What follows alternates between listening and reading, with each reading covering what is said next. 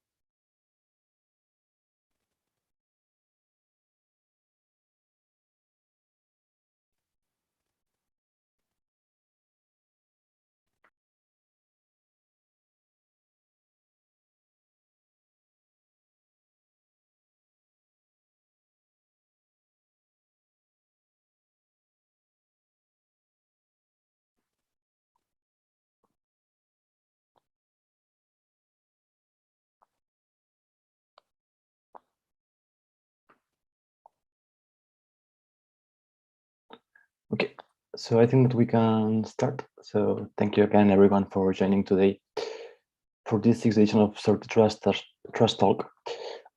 Today's topic is quite interesting. Today we're going to talk about this question that has raised in the last years on whether or not it's possible to have privacy without security, and what's the interconnection between both of them, and to see and to, let's say, try to better understand what are the ins and outs of these two topics, which seemingly go always together, but which can pose quite some threats sometimes, or even some challenges to tackle both of them. Just as a reminder before we start, let's say, going quite in line with the topic of today's webinar, this full session is going to be recorded. So just to make sure that everyone is well aware of this. And at the end of the day, once the session is finished, we are going to post it on our YouTube channel so that everyone is able to see it again if so desired. Just before going into the topic itself, I would just like to present myself. So I'm Kieran Bost. I will be the moderator for this session, as well as to present both of our panelists, which I'm very honored to be able to introduce. So first of all, we have Faith MUENI, who is the head of project and information security consultant at Sentinel Africa. So thank you very much for joining today, and who will present her topic, which is called well, her presentation, or let's say her word of advice, if you would, even, which is called "If There Can Be No Privacy Without Security." And we'll see, let's say, how she can enlighten us with her wisdom and her expertise.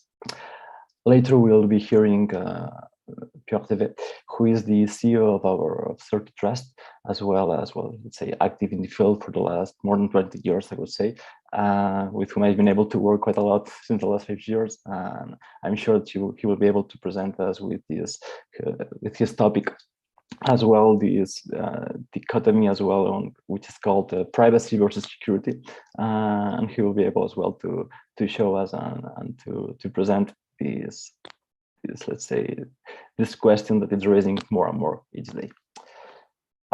With this said, I think that we can go ahead and to start with the presentations. Just beforehand, to let you know that all questions that you may have during the presentation will be answered at the end of both presentations. So we'll have some time at the end to answer all your questions, or at least as many as possible. If you so desire to raise any questions, feel free at any moment during the presentation just to click on this question and answer button on Zoom. Just type down your question, and at the end of the presentation of both of them, I will just present them to our panelists, who will be answering them as well as possible. So with further ado, I would like to, let's say, to receive Faith MUENI, and to thank her again for participating here, and to, let's say, I will give you your hand so you can take over whenever you so desire. Thank you very much, Faith. Great.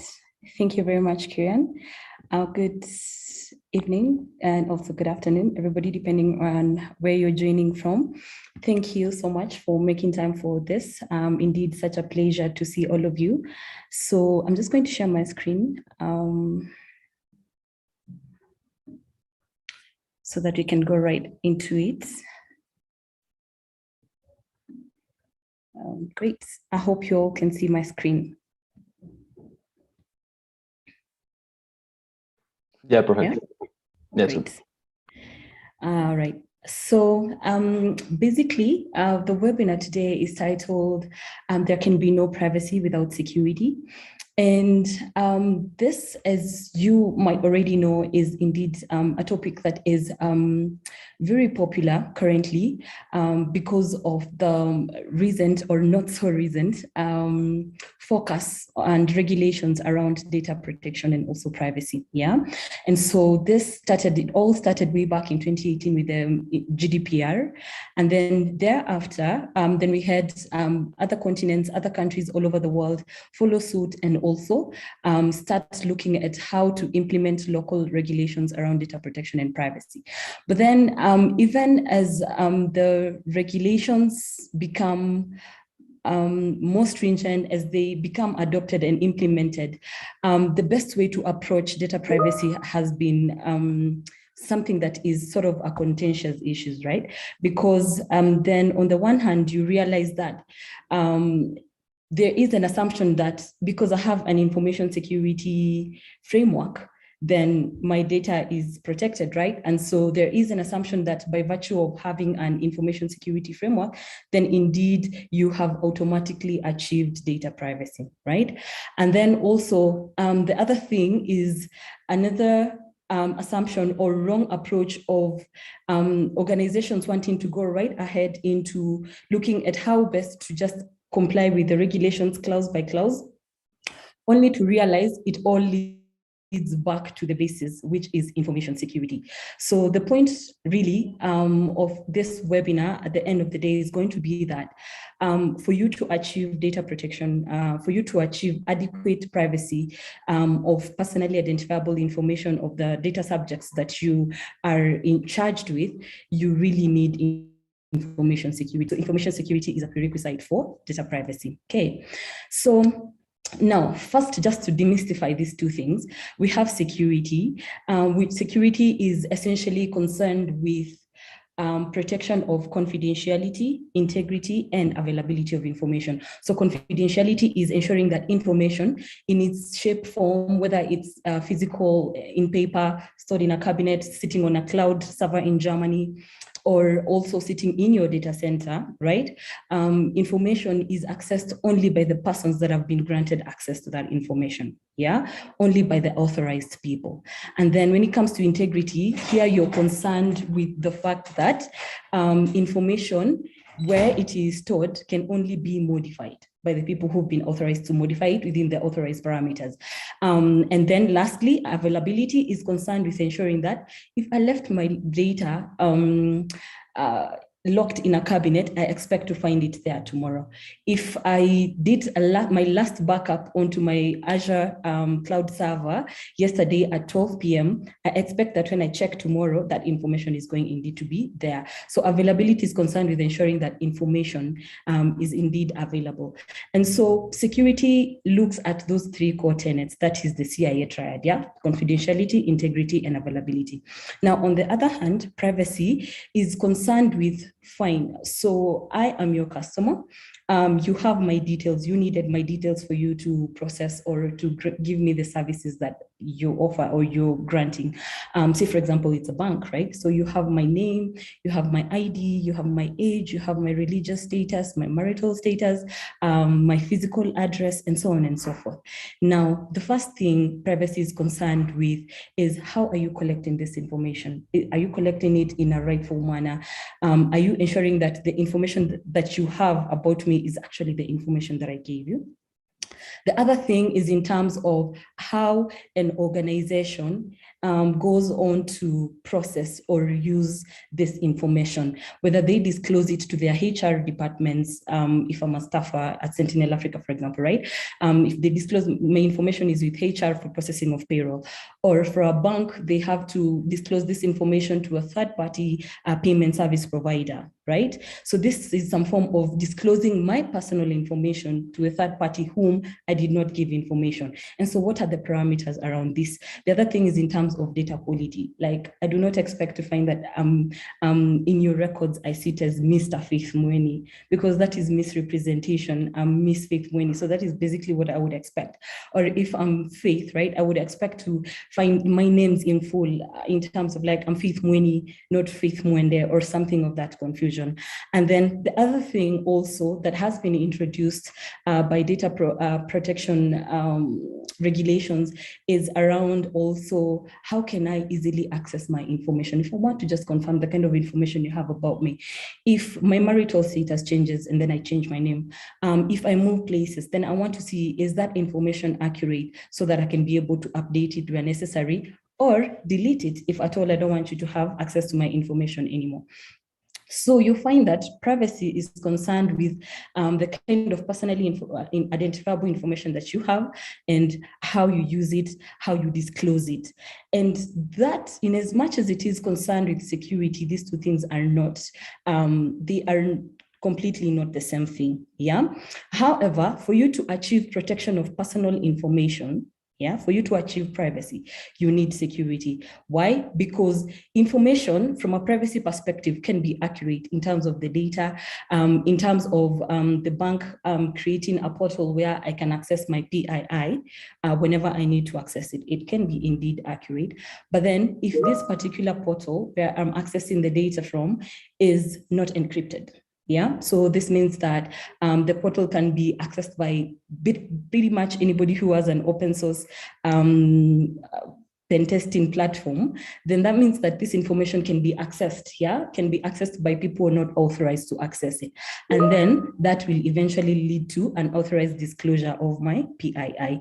And so you find that at the center of achieving data protection, then security plays a very big role in ensuring that information has to sit in a manner that even if there is accidental disclosure, for example, there is successful hacking of this said portal, then the information is, say, for example, masked. Yeah, so we have pseudonymization of this information to ensure that even the fields are only visible to people who are authorized to view this particular data.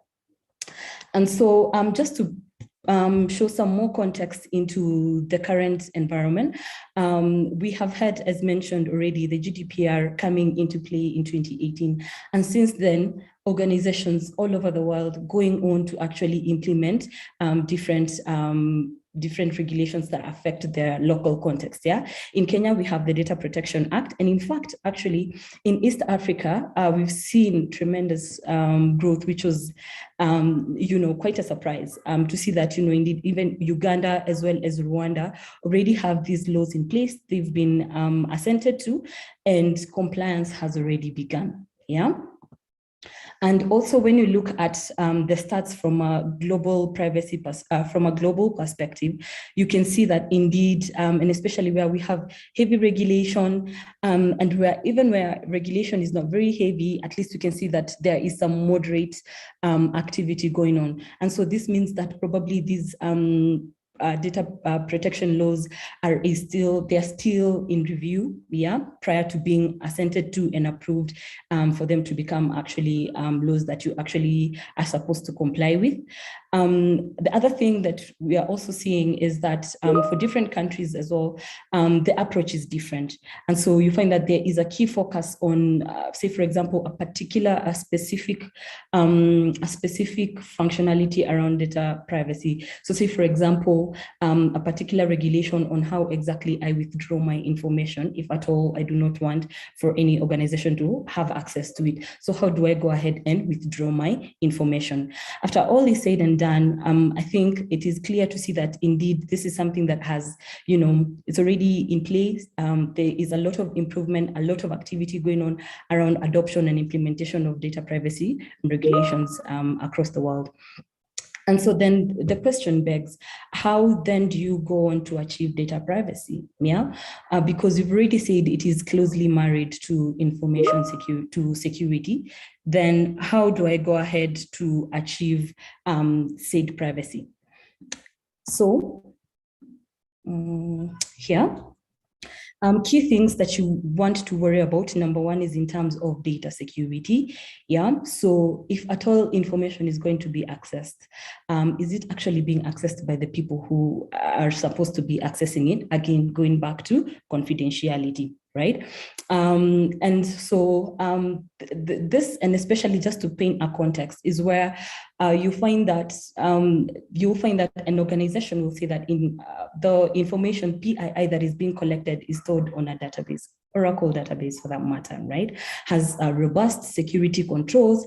Access is restricted only to admins, and the kind of access they have also is limited only on a need-to-know basis.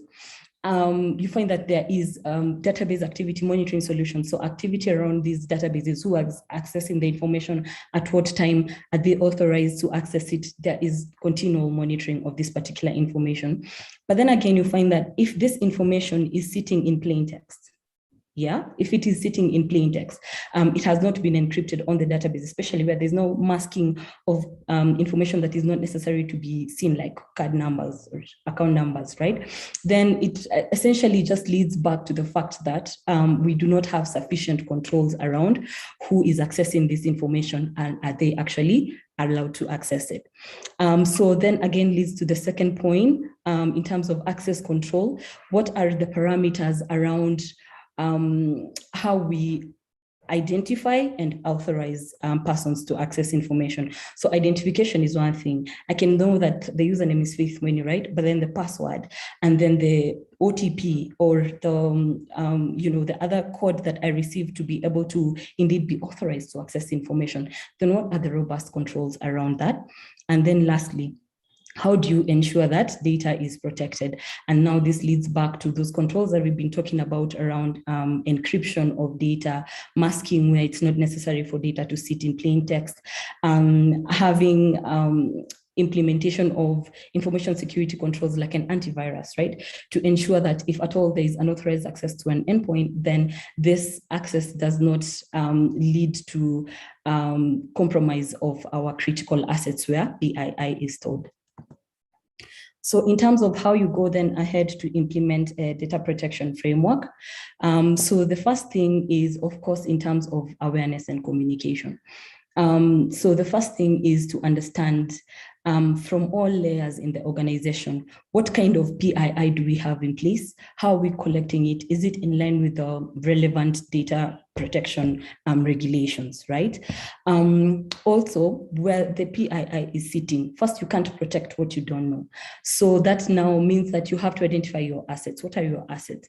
What are we exactly trying to achieve, right? We just want to ensure that PII is must, it is accessed only by the persons who need to have access to it, and that we are complying with the regulations. And so it is important for the different layers in the organization to understand what role they play towards data protection. So from a strategic perspective, it is of course to ensure compliance, right? Because lack of compliance has reputational damage, it has reputational impact, could lead to withdrawal, leads to fines and also withdrawal of your operating licenses. From tactical and also operational layer is to ensure that the relevant framework for how we protect PII has been implemented. And from an operational perspective, it is practiced on a daily basis, not documented and implemented, but then circumvented by humans, but rather it is actually practiced. Then the second thing is conducting a compliance assessment. So of course, just knowing this is the expectation of, say, for example, the Data Protection Act in our country, right? And then on the other hand, then where are we? So, and what are the gaps? Once you know where the gaps are, then it becomes easy to have a compliance roadmap, a roadmap towards achieving compliance. Again, the key thing to note here is that compliance is not achieved overnight. It's something that you work towards with time. And so once you have a gap, picture, then you can be able to plan, what am I going to achieve in the short term, medium term, and long term. And then the third thing is, of course, to come up with a data protection framework. This framework will, of course, consist of policies, technologies, and processes, as well as the necessary people to ensure we achieve data protection. And key thing to note is that before you get to privacy, you have to look at your security. And even when you look at standards around implementation of privacy controls, such as ISO 27701, that is the standard for implementation of a privacy information management system, still does not ignore the controls around information security, still keen on controls around information security. The fourth thing is to implement protection of data control. How do we collect data? Are we ensuring that we are getting consent from our customers? And then also, do we ensure that whatever we preach in terms of protection of data is actually what is implemented? Ensuring customer consent processes, again, data breaches, identification and notification, because this is something that is very key to ensure that every time there is a breach, you report it in time to the relevant office, and also show in terms of what are the measures we've put in place to ensure that the situation has been contained, failure to which again could lead to fines. Then the other thing is to conduct a data protection impact assessment, just to know your risk exposure areas, the level of risk you're exposed to, and then also to, again, work up a roadmap towards achieving compliance. And then last but not least is to ensure that you have someone in the organization who is concerned with protection of information. And in this case, they are normally referred to as a DPO. And so the DPO, essentially their work is to ensure that, number one, more than anything, they have the right professional qualities, but then over and above that, they need to have an understanding of the local context and the relevant laws around regulation in their country. Also the GDPR, other relevant laws that have been implemented in other countries, because and especially where you have cross-border customers. And also last but not least, organizational technology and processes and assets, right? Because this person needs to know, they need to understand the entire risk landscape insofar as data protection is concerned. And so they need to have a very sound understanding of the environment that they are working in, the kind of technologies we have, and where PII is sitting, so that they can devise adequate and suitable frameworks for protection of data. And then last but not least, also, they need to be able to fulfill the DPO tasks, and these are the DPO tasks, yeah?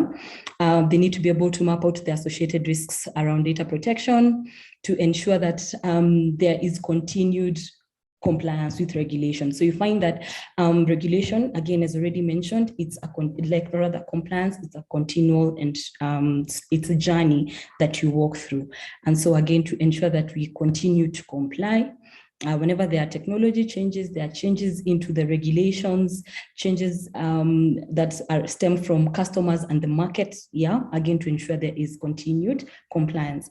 Also to ensure that there is communication where necessary with the relevant stakeholders insofar as data privacy is concerned, and also to ensure that every employee in the organization actually understands, what the role they play, where we are at, what exactly it means when there is intentional or accidental exposure of PII, what it could mean to the company, and then how then do you ensure that you're playing your role to ensure that you're continuing to comply.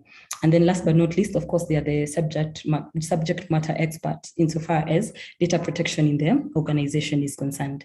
Okay, so that's it. Brings me to the end of my presentation. Thank you very much, Faith, for this very interesting presentation. Again, if you have any questions during this presentation or the next one, feel free to write them down on the question and answers tab on Zoom, and at the end of the presentation of both of them, we'll proceed to answer them as many as possible. Thank you again, Faith. So without further ado, I will let Pierre do the, let's say, start with his presentation. If you're ready, Pierre, I give your hand.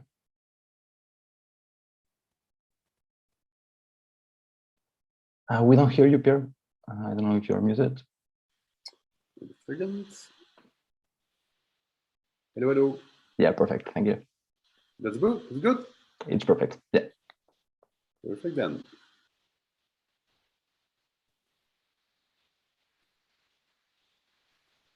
Can you see my screen?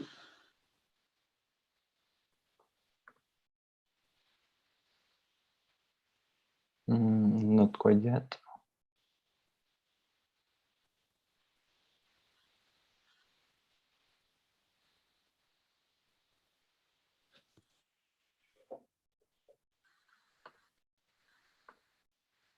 Is it okay?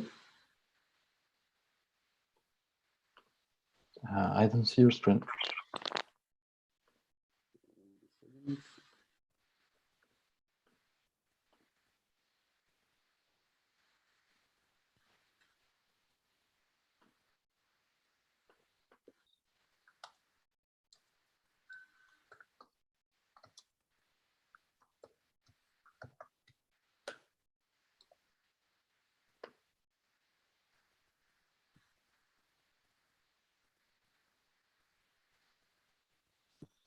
Yeah, it's good now.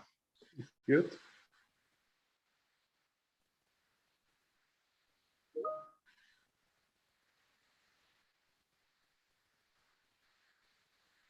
Here it is. Perfect. Can you see? Yeah. Perfect. Hello, everybody. My name is Pierre. So as Karen introduced me, I'm the, let's say, the person busy with those, let's say, legal matters in Certi-Trust, and we'll try to do today some kind of an explanation about what's the real trade-off between security and privacy and security. Is it an impossible trade-off, or is it not?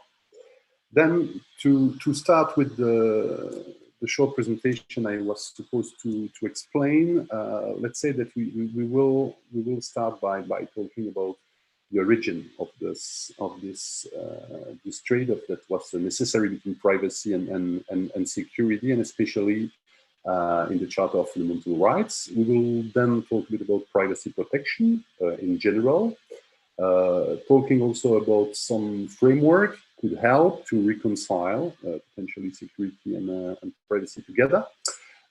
Challenges faced by privacy protection matters, challenges and threats, the question of big data, because it is somewhat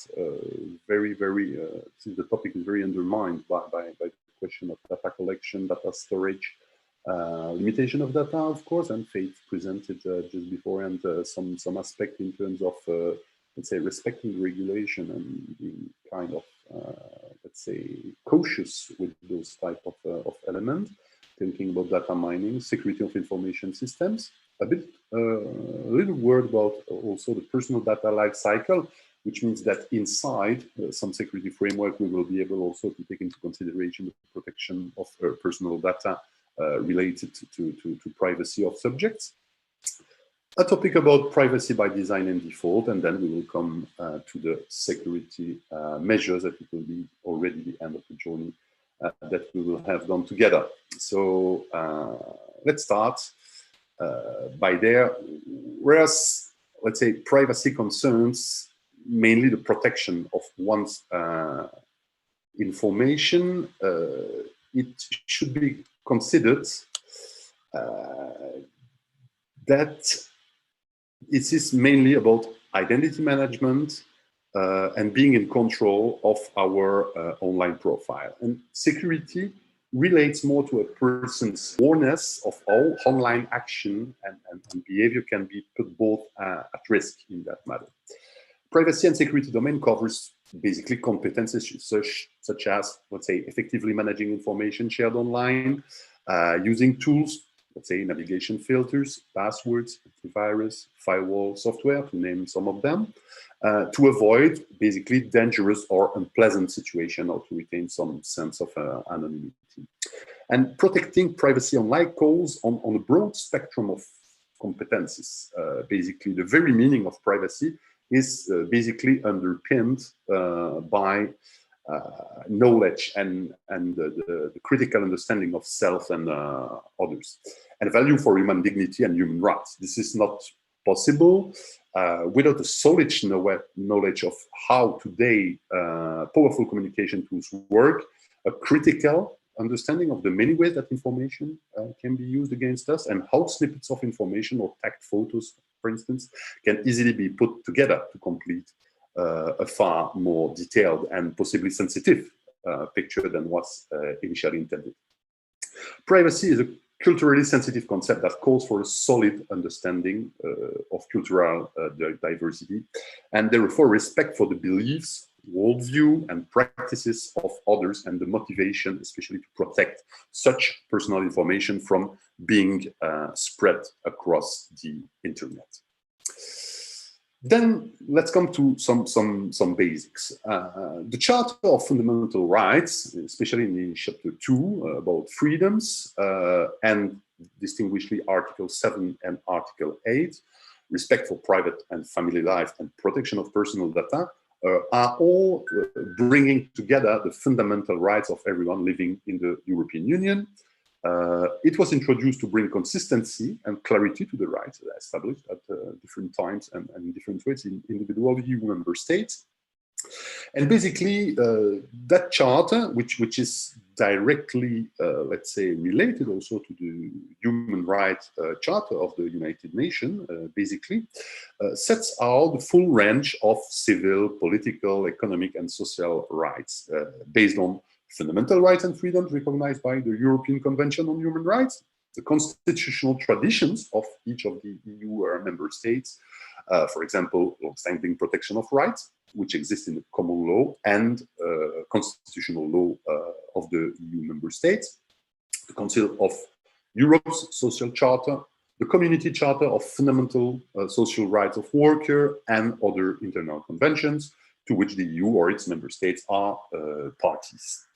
Basically, sorry, I was just a bit quick on the trigger.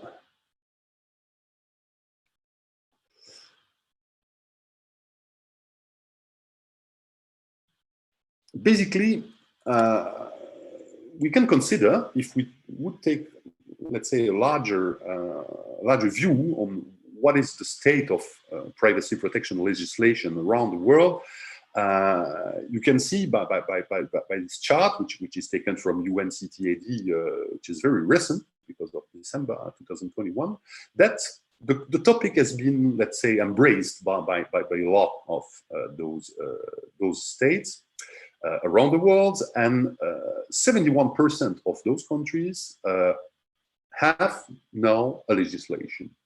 9% of them, of the 100, of course, have established some draft legislation, still ongoing, but which will lead at some point to a good 80% of all countries having, let's say, embraced the topic. 15% remains with no legislation, and 5% countries we don't have specific data about them, which most likely means that they won't have something, let's say, very actual to deal with.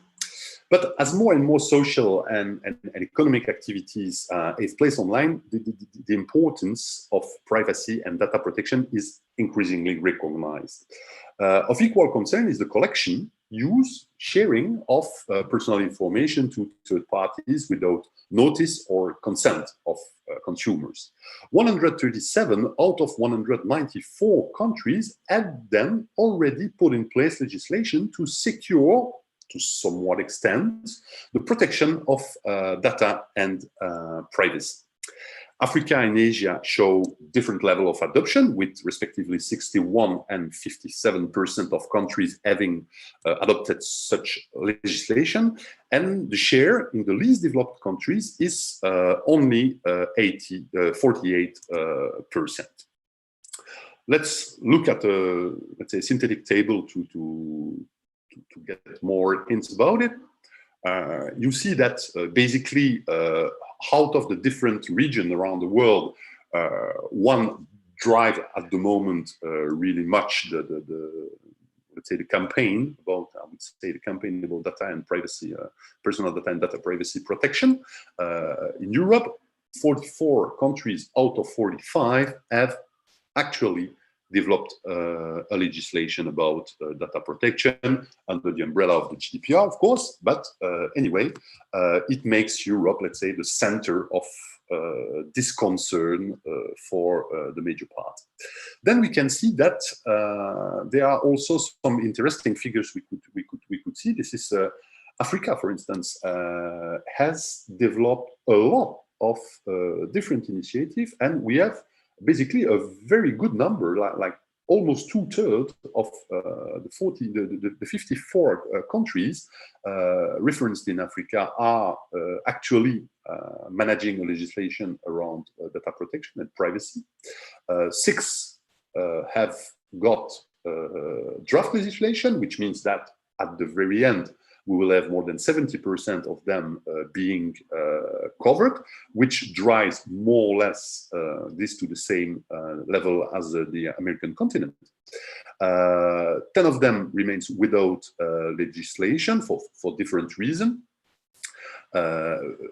Basically, there is also a bias in that presentation because least developed countries are also part to somewhat Africa, Asia Pacific, or South America, so we have kind of a little overlap in there. But anyhow, it shows that basically the evolution of the privacy protection legislation has been, let's say, very much followed up by the different institutions, different countries, different states for the last 10 years.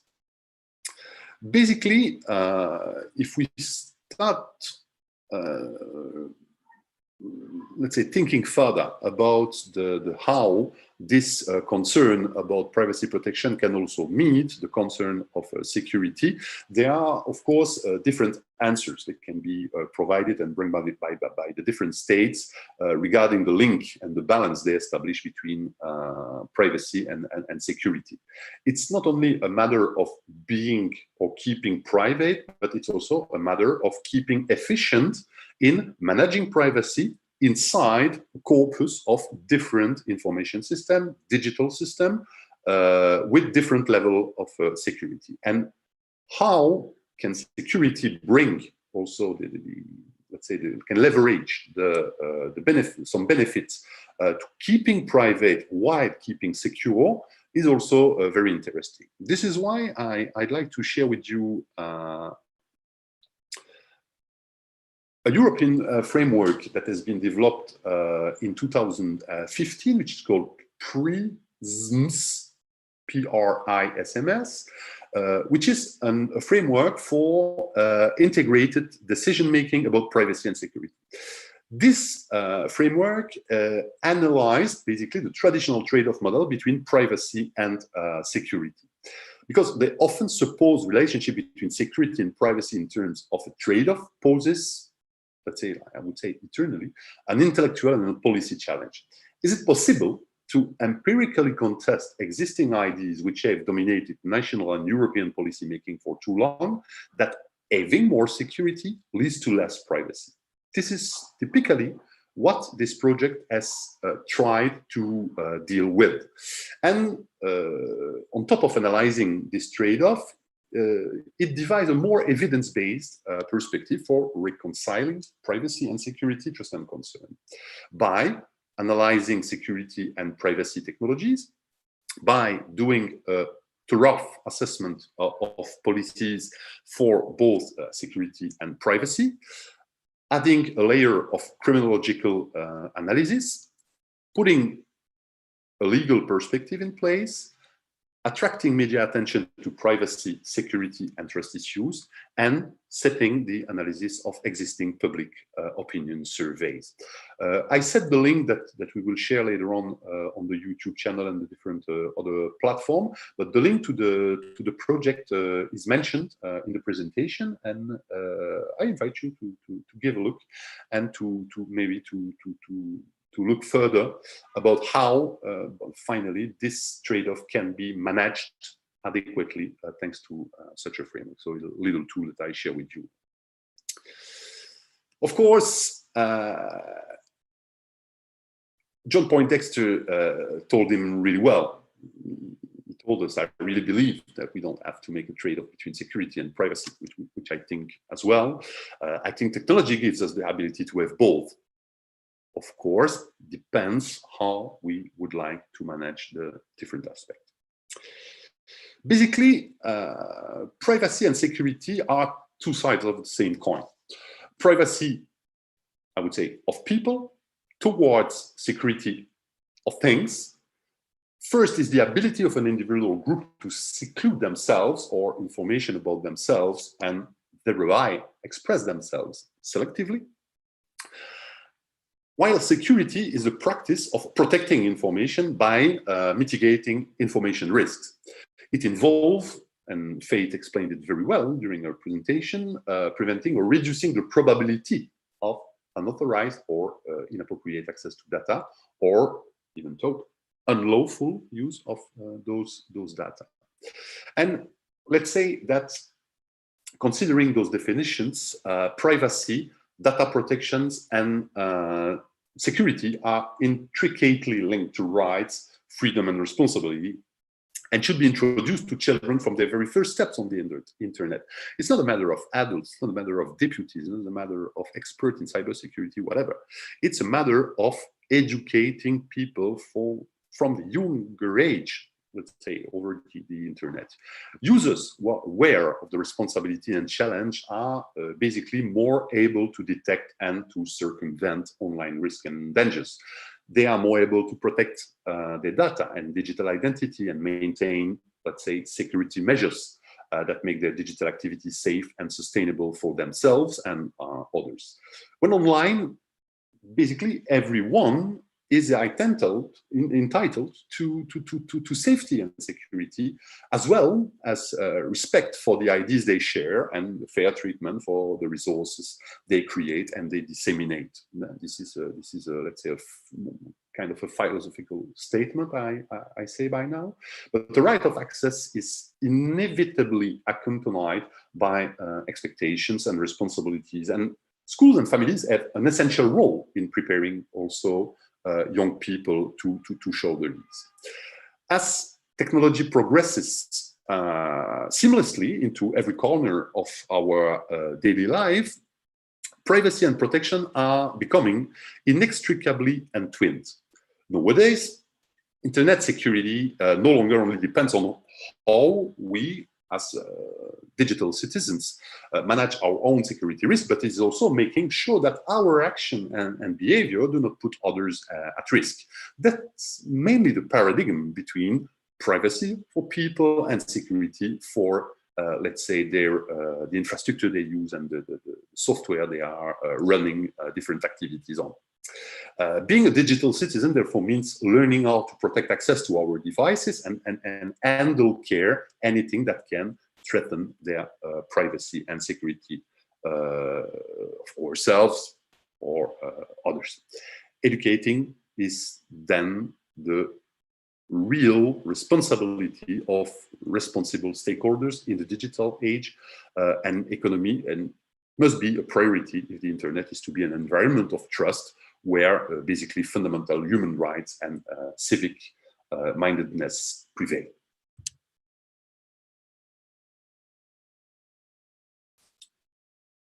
Of course, I was about to quote Edward Snowden, who, let's say, famously said that arguing that you don't care about the right to privacy because you have nothing to hide is more or less really not different than saying you don't care about free speech because you have nothing to say.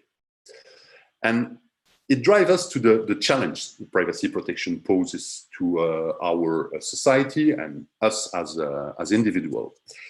Basically, it forces us to change the corporate culture by, let's say, setting up and driving the path to more privacy by design, keeping personal data protection in mind whenever we create, we conceive, we develop, and we operate a new digital system by being, let's say, user-centric instead of being infrastructure-centric.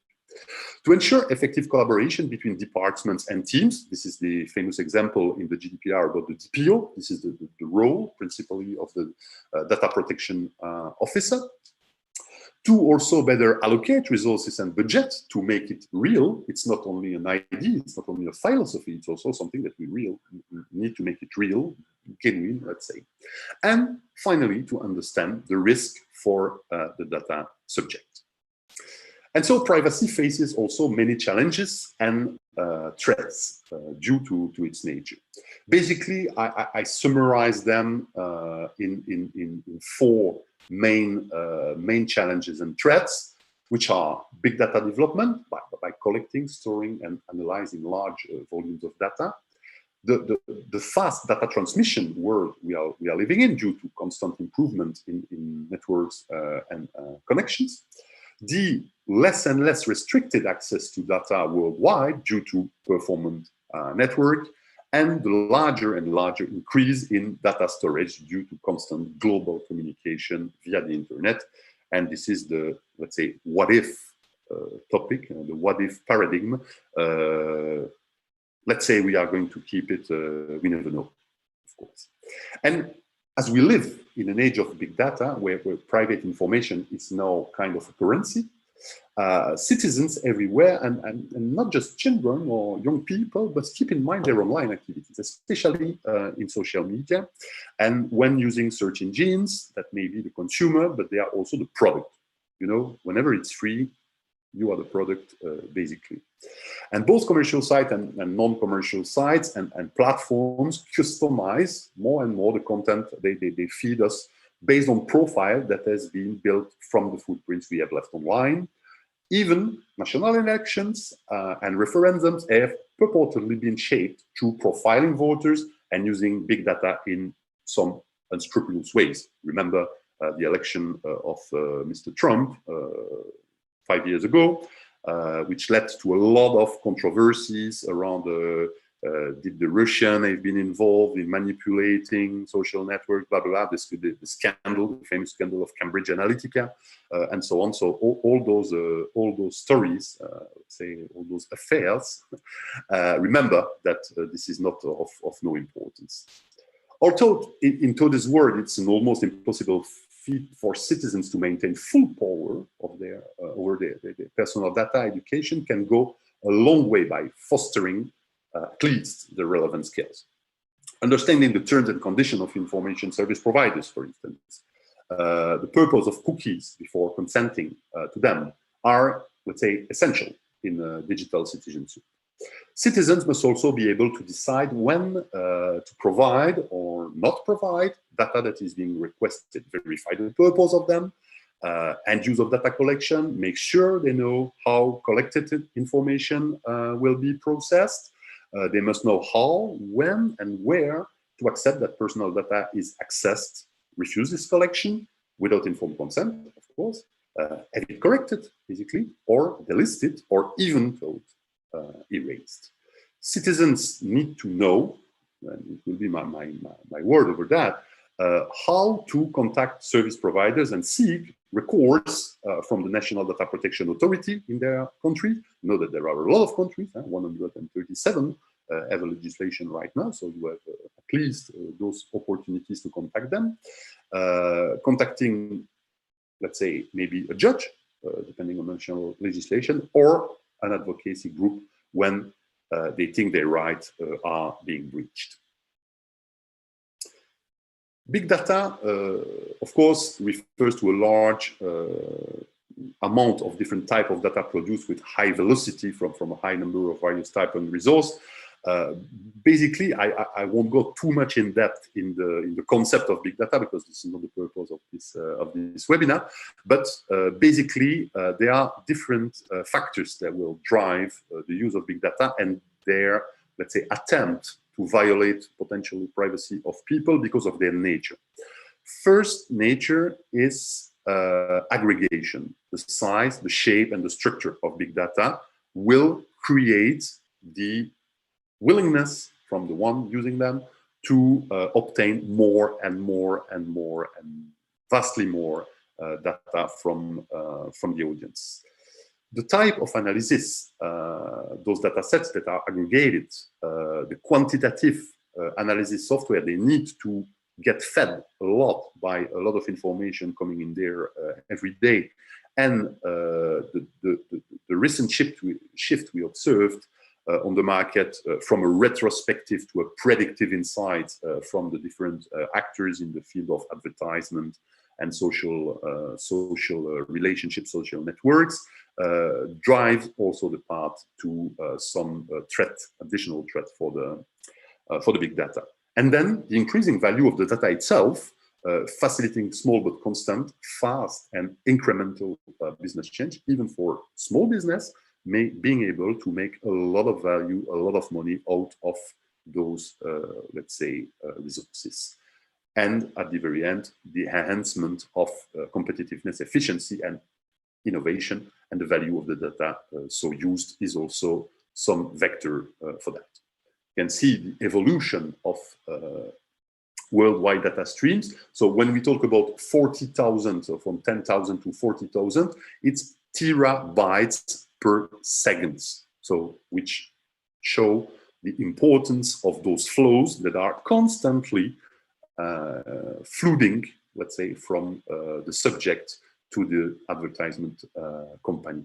And so those threats are real, and basically we can summarize them in 6 different categories: leaks of data via web application because of unsecure APIs, denial of service, identity fraud, interception of information, inadequate design and planning or incorrect adaptation of software, and skill shortage on the side of the different editors, vendors, and so on.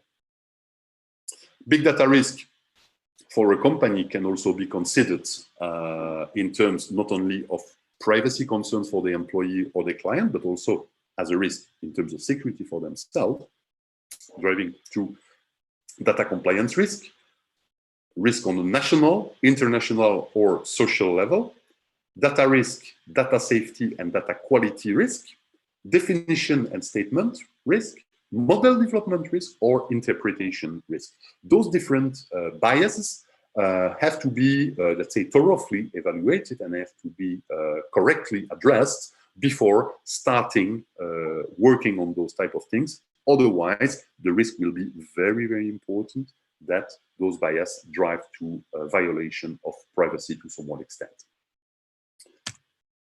And security of information systems have also kind of issues to tackle. And this is why there is some kind of, let's say, balance to find between the respect to privacy compared to the risk security threats posed to the market, posed to the companies, posed to the different stakeholders over the internet.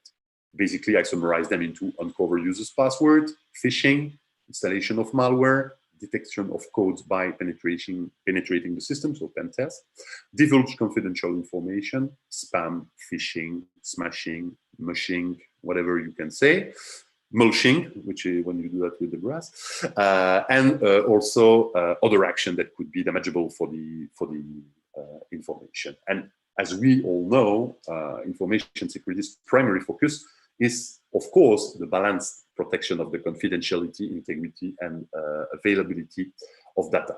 And Faith explained it very well, of course, the CIA triad, the due to the respect of the properties of the different aspect of the security of the information, while keeping a focus on efficient policy implementation, all without hampering organization productivity and without hampering neither the privacy of the different subject.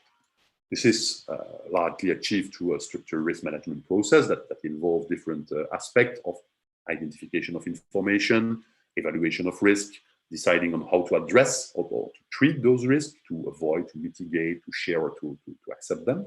Where risk mitigation is required, selecting or designing appropriate security controls and implementing them, and also, of course, also monitoring activities, adjusting as necessary to address any issues, change and improvement opportunities. And basically, one of the main issues is also to being able to standardize these disciplines.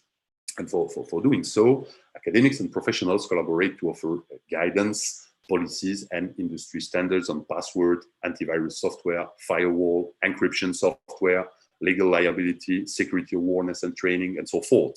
So this standardization may be further driven by a wide variety of laws and regulation, as we explained, that affect how data will be accessed, processed, stored, transferred, and potentially at the end of the life cycle destroyed.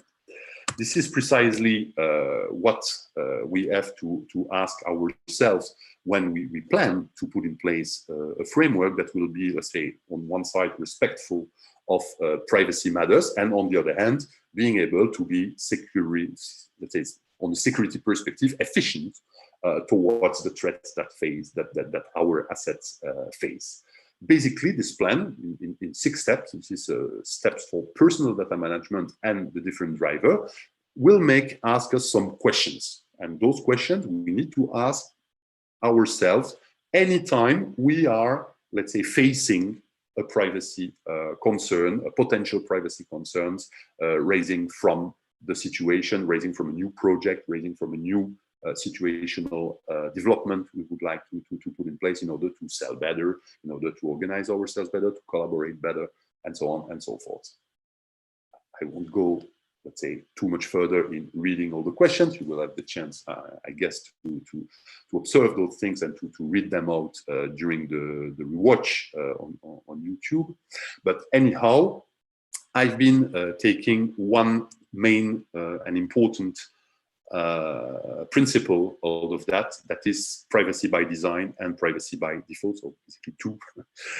And there are basically 7 principles to keeping, let's say, more efficient, the most effective possible towards those questions. The process must be proactive. The privacy by design approach is characterized by proactive rather than reactive measures. It anticipates and prevents privacy invasive events before they happen. Privacy by design does not wait for privacy risk to materialize, nor does it offer remedies for resolving privacy infractions when they have occurred. It aims better to prevent them from occurring. In short, let's say privacy by design come before the fact, not after. That's the first. Second principle, privacy as the default setting. Privacy by design seeks to deliver the maximum degree of privacy by ensuring that personal data are automatically protected in any given IT system or business practice. If an individual does nothing, their privacy still remains intact. No action should be required on the part of the individual to protect their privacy. It is built into the system by default. Let's say some example of them: cookies or parameters settings on social media network, for instance. You know, for instance, Facebook or Instagram or even WhatsApp, they recently changed their default settings, their default parameters for confidentiality and privacy. This is especially an attempt, let's say, to get like whiter on those concerns in order to be able to better protect or better respect, at least, the settings for their subject. Privacy embedded into design. The privacy by design is embedded into the design and the architecture of IT systems and business practice. It's not bolted on as an add-on. It's something that's really conceived at the time. The result, that, privacy becomes an essential component of the core functionality being delivered for real. And privacy is then integral to the system without diminishing functionality at all.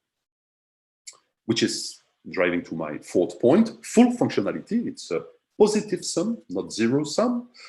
Privacy by design seeks to accommodate all legitimate interests and objectives in a positive sum, win-win manner, let's say, not through a dated zero-sum approach where unnecessary trade-offs are made. Instead of that, privacy by design avoids the pretense of, let's say, false dichotomies, such as privacy versus security. And it comes to the end of my presentation. There is no trade-off to look for. Basically, we can demonstrate by the privacy by design and by default approach that it is possible to have both. It privileged as well end-to-end security. Privacy by design having been embedded into the system prior to the first element of information being collected, it extends securely throughout the entire life cycle of the data involved. Remember the table I presented the slide before. Strong security measures are essential to privacy from start to finish. This ensures that all data are securely retained and then securely destroyed at the end of the process in a timely fashion. Thus, privacy by design ensures cradle to grave secure lifecycle management of information on an end-to-end basis. Then we come to visibility and transparency. Privacy by design seeks to assure all stakeholders that whatever the business practice or technology involved, it is in fact operating according to the stated promises and objective. This is also subject to independent verification.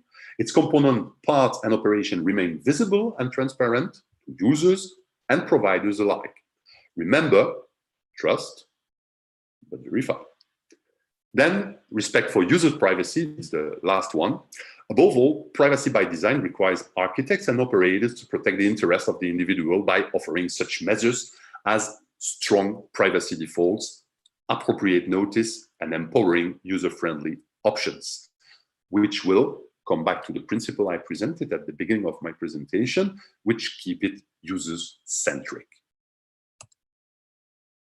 And then, of course, we can add extra layers of measures towards those principles of security by design and by default, which is the adequate countermeasures we commonly put in place, for instance, within ISMSs or cybersecurity programs or different other aspects, physical access control, logical access control, storage encryption, transfer encryption, malware protection, backup, BYD limitation and control, or even suppression in case it's necessary, control over USB ports, phones, laptop, and so on, secure ring network, and of course, because you know the issue is always between the screen and the chair, training and awareness are also very important. So this is my last word on that. I wish that presentation was interesting to you.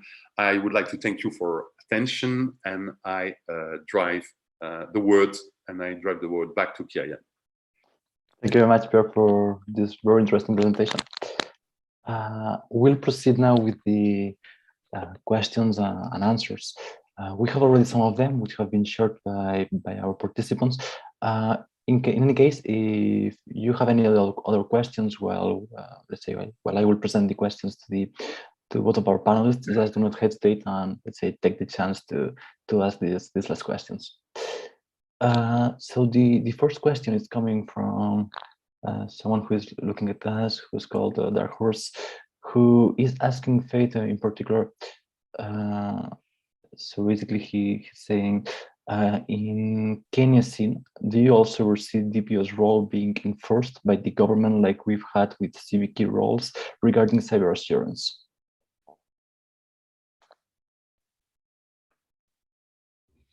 Hello, so thank you.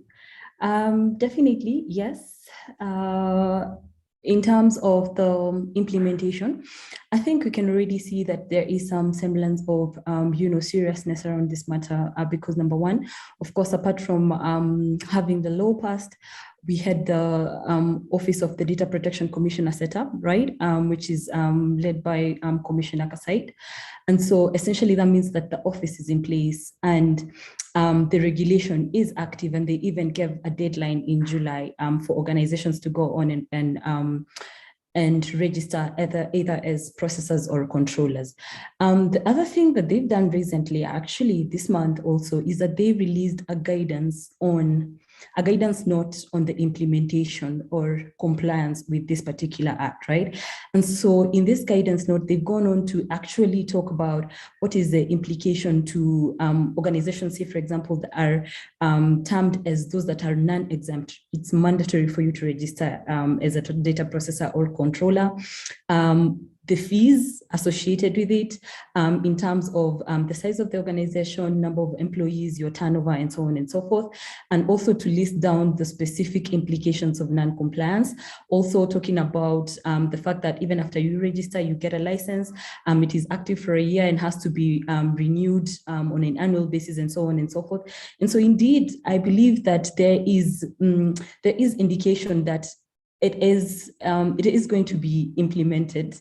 I want to believe that, although comparing what we have done in Kenya, considering the fact that we enacted ours way earlier, I think early in 2019, compared to other countries like in Uganda, where already it's been, the law's already been published, right? Over and above that, the Office of Data Protection that is underneath Uganda has gone ahead to ensure organizations register. So in fact, many organizations, especially financial institutions in Uganda, already registered, and the Office of Data Privacy in Uganda has already conducted initial assessments to organizations that have registered. So of course, I want to say that we are lagging behind, although I know that there is a deadline for registration, but I believe, or I want to hope that this will improve at least for the rest of the year, that we will see the ODPC becoming serious and, taking a more proactive stance to ensure that organizations are going ahead to comply with this particular regulation, because I know if Kenyans are left to their devices, we'll always find a way to, navigate around something. And so I believe that, and especially this law, because it's very stressful in terms of achieving compliance and the things that go into it, requires the organization to be very methodical, to understand, and forces you to actually think about security and the controls therein, yeah? And so I really think that then the ODPC in this sense needs to be, more proactive towards ensuring that, it's implemented, starting with what happens to people who do not meet the deadline or the deadline, yeah, for registration. Great, thank you. We have another question, which I think it's quite interesting as well, from Stella Simu, who is asking, and I guess that for this one, it would be nice to have both of your perspective. She's asking on whether or not you think that if a DPO should have a legal background.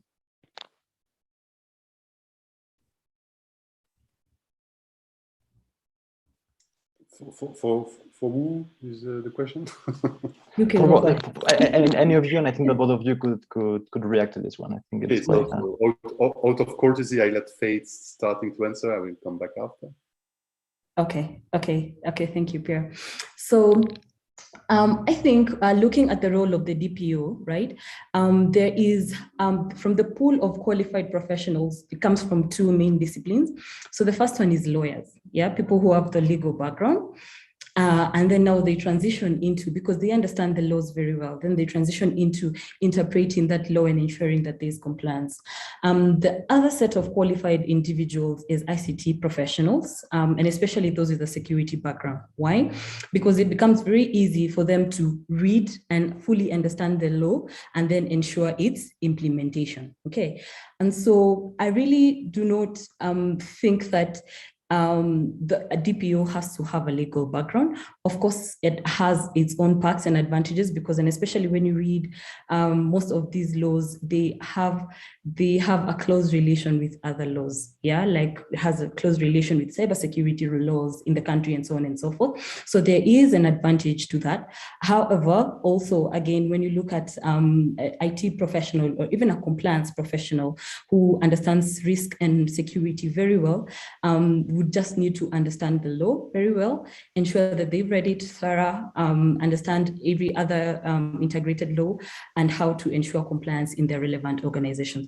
So no, I don't think that a DPO has to have legal background per se. Okay, great. Let's say from your perspective, Pierre, I know that you have a background in legal as well. Yeah. So. Basically, I do have. No, I'm quite okay with what Faith explained, and this is a question of being pragmatic as well. Mm-hmm. In many organizations, the main issue to tackle by privacy by design, for instance, or by applying principle, comes to some practical IT management as well. So I would say, although the legal background can be an asset at the very beginning of such an employment, it needs to be combined more or less and sooner or later with IT strong skills as well, just in order to being able to identify the risk adequately, identifying the asset correctly, dealing also with the CISO, for instance. And it was a question when we started talking a lot about GDPR, the question raised a lot. Is it possible that the CISO holds the role of a DPO? Is it possible a DPO could become the CISO of the organization? Is it the same person like Dr. Jekyll and Mr. Hyde, you know? Those questions, they are since they are legitimate, I would say these are two faces of the same coins, like security and privacy, basically. So what I explained during my presentation could also be applicable to DPO and CISO. So the DPO can have a legal background, at least he must have an interest in legal matters and the ability to criticize, to connect the dots, and to being able to follow up on, let's say, the legal watch. It's necessary for keeping efficient and keeping up to date in those matters. But basically, I would say, if I should hire a DPO in my organization, I would probably take someone with more a CISO profile and the ability to hold on legal, to take over on legal matters instead of the contrary. That would be my point. Perfect. Very interesting. So thank you very much. I think that's all the questions so far. So yeah, just let me double check. Looks like this. So otherwise, if you would like to know if it was sympathetic for us, it was. That's great. Thank you very much for joining, both of you. With this, I think that the only thing that is left is just to wish everyone a nice summer, which is coming and which is here. You too. and to all the audience, of course. Yeah. Thank you very much. Thank you very much, Faith, for coming. Hope we will have the joy to encounter later in fall. Yeah, absolutely. Thank you. Thank you very much for having me. Thank you as well to the audience. It was really interesting, very good. Learned a lot. Thank you.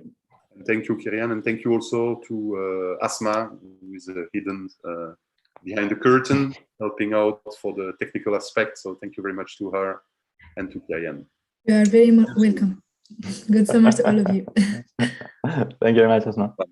Bye-bye. Thank you. Bye. Bye.